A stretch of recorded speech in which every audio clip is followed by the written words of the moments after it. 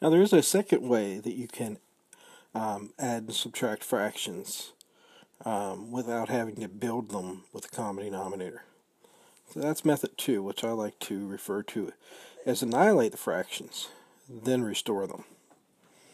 So we're basically going to do something to make the fractions go away, and then we'll bring them back at the end. So the first step is to get rid of the fractions by multiplying through by your least common multiple. So that's the first thing we do. We want to multiply through by our LCM.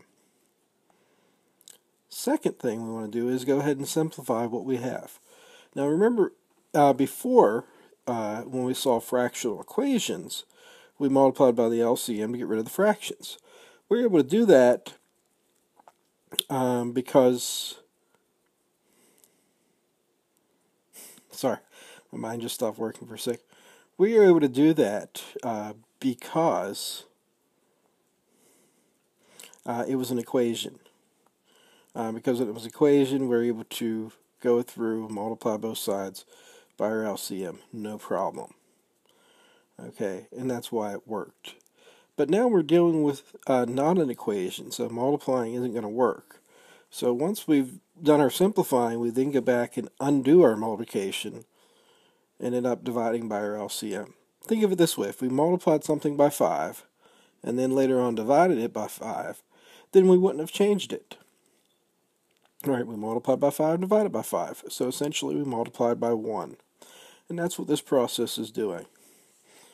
So let's consider an example. Here we have the fractions 8 over 5x plus 2 over x plus 8.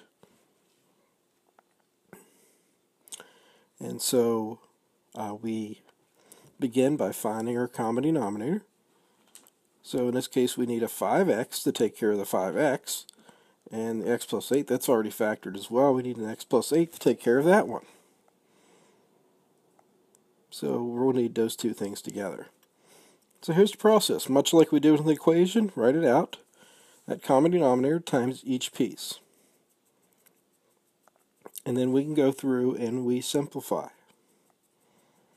So in the first case, the 5x's cancel out. We're left with an 8 and an x plus 8. Moving along,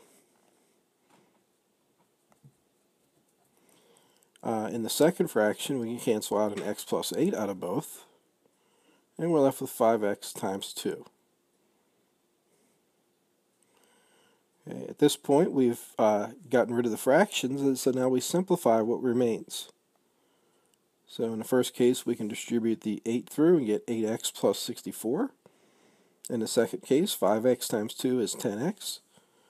And get 8x plus 10x is 18x plus 64.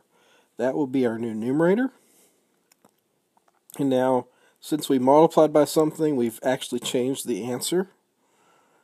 So to account for that, we now go back and divide. So we write that answer over our common denominator.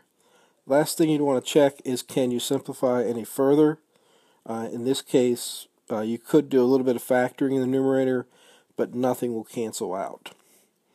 Okay, in the next video, we'll look at a couple more examples of this method. Until then.